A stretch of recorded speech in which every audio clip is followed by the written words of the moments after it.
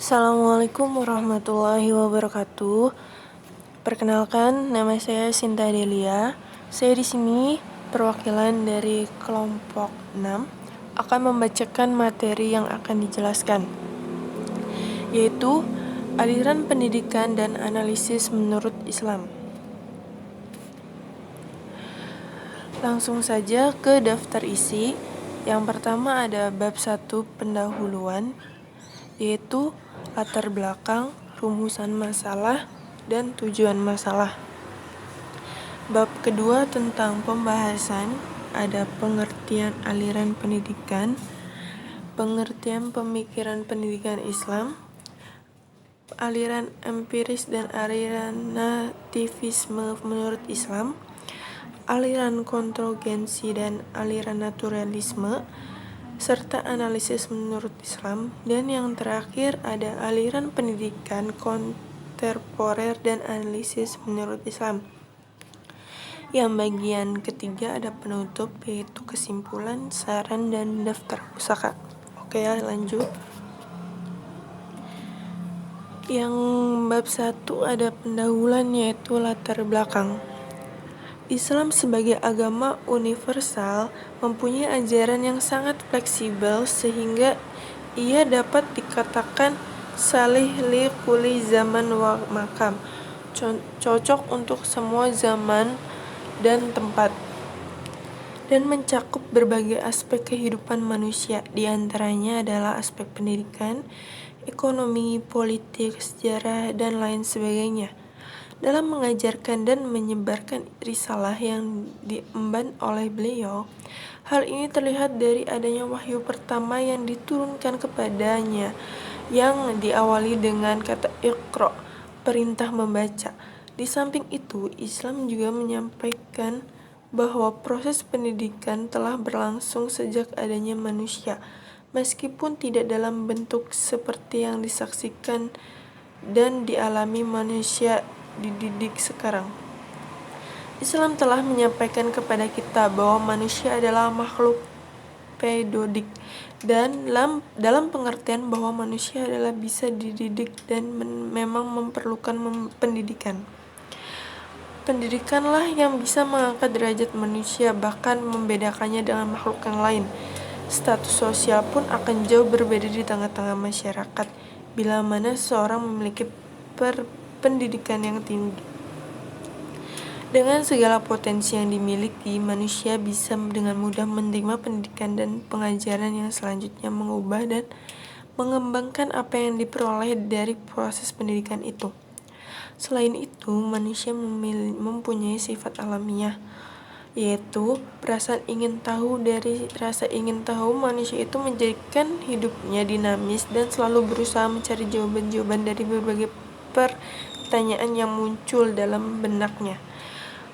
Dengan melakukan renungan-renungan, pemikiran yang mendalam, ataupun melalui eksperimentasi, para ahli Islam maupun non-Islam mengemukakan pandangannya tentang adanya sesuatu yang melekat pada diri manusia yang dibawa sejak lahir dengan berbagai kemungkinan untuk bisa dikembangkan, atau ada hal-hal lain yang bisa mempengaruhi sehingga dengan demikian melahirkan pandangan yang berbeda-beda sesuai dengan perbedaan sudut pandang mereka, dan lahirlah berbagai aliran-aliran dalam pendidikan seperti naturalisme, nativisme, empirisme, konvergensi, progresivisme, dan konstruktivisme. Dan tidak akan ketinggalan pula mengenai aliran-aliran pendidikan Islam. Di sini ada rumusan masalah. Yang pertama, apa pengertian dari aliran pendidikan? Yang kedua, apa pengertian dari pemikiran pendidikan Islam? Yang ketiga, apa itu aliran empirisme dan aliran nativisme menurut Islam? Yang keempat, apa itu aliran konvergensi dan aliran naturalisme serta analisis menurut Islam? Dan yang kelima, apa itu aliran pendidikan kontemporer dan analisis menurut Islam? Dan di sini juga ada tujuan masalah. Yang pertama, untuk mengetahui pengertian aliran pendidikan. Yang kedua, untuk mengetahui pengertian pemikiran pendidikan Islam. Yang ketiga, untuk mengetahui aliran empirisme dan aliran notivisme menurut Islam. Yang keempat, untuk mengetahui aliran konvergensi dan aliran naturalisme serta analisis menurut Islam. Dan yang kelima ada untuk mengetahui aliran pendidikan kontemporer dan menurut Islam. Yang kedua ada pembahasan. Yang pertama, pengertian aliran pendidikan, yaitu pemikiran-pemikiran yang membawa pembaruan pendidikan.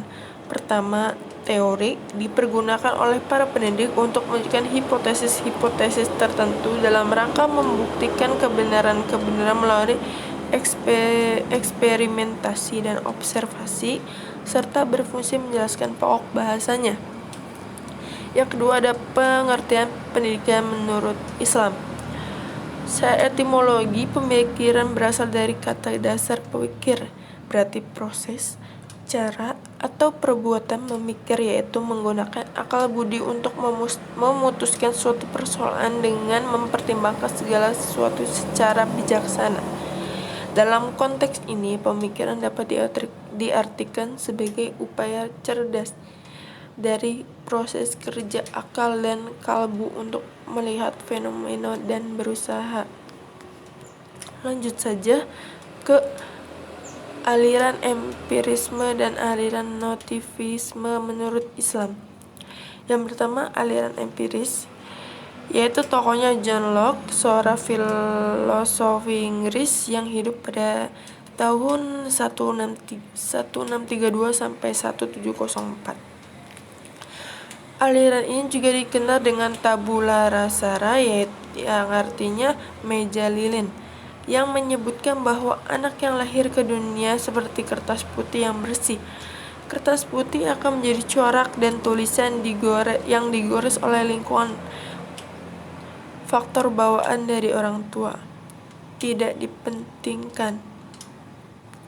Pengalaman dari lingkungan berpengaruh besar terhadap anak menurut aliran ini.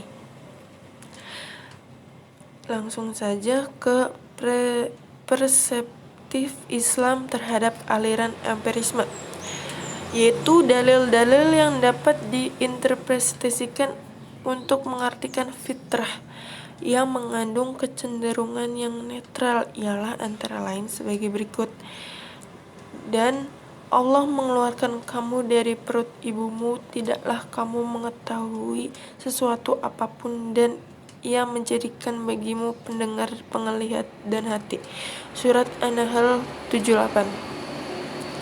Firman Allah di atas menjadikan petunjuk bahwa kita harus melakukan usaha pendidikan, sebab potensi pendengaran, penglihatan, dan hati manusia bisa dididik dengan surat Al-A'raf ayat 3-4.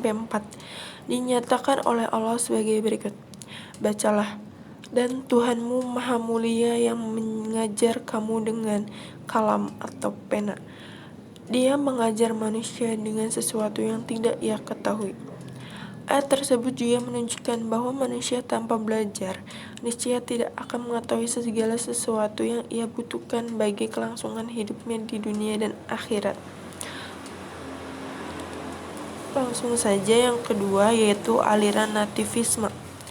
Aliran nativisme, bahasa nativisme berasal dari nativus yang berarti pembawaan. Aliran ini berpendapat bahwa perkembangan seorang itu dikemukakan oleh pembawaannya sendiri-sendiri. Selanjutnya anak itu akan berkembang sesuai dengan pembawaannya yang ada di dirinya masing-masing. Pendidik diadakan berkuasa apa-apa terhadap perkembangan anak. Teori ini dipelopori oleh Schopenhauer, seorang filosof Jerman yang hidup pada tahun 1788 sampai 1880. Menurut teori ini, pendidikan dan lingkungan tidak dapat mempengaruhi perkembangan manusia. Manusia lahir dengan pembawaannya sama sekali tidak dapat diubah oleh pendidik. Aliran ini disebut juga aliran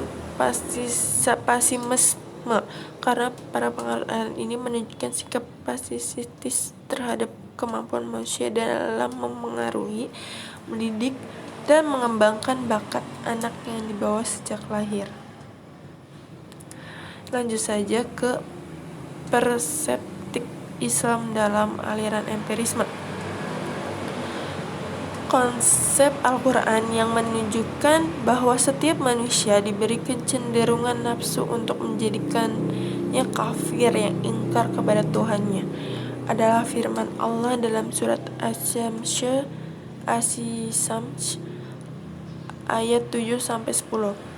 Firman tersebut dapat dijadikan sumber pandangan bahwa usaha memengaruhi jiwa manusia melalui pendidikan dapat berperan positif untuk mengarahkan perkembangan kepada jalan kebenaran, yaitu Islam.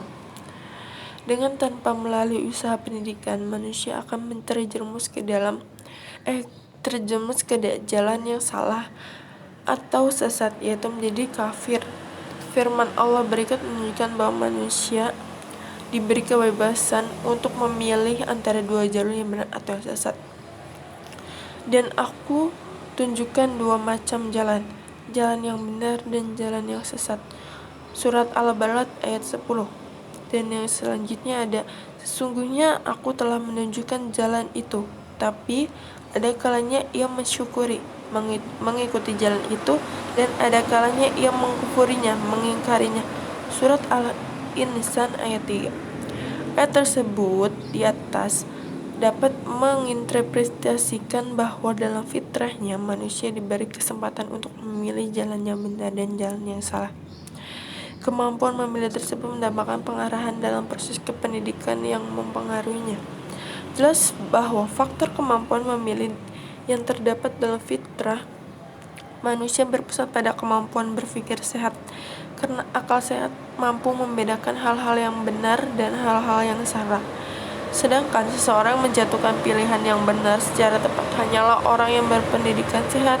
Dengan demikian, berpikir benar dan sehat adalah merupakan kemampuan fitrah yang dapat dikembangkan melalui pendidikan dan latihan.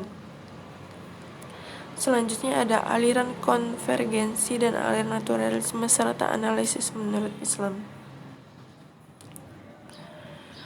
Aliran konvergensi secara etimologis yaitu bertemunya dua garis dalam satu titik, yang berarti adanya kesejajaran tujuan antara kedua garis itu.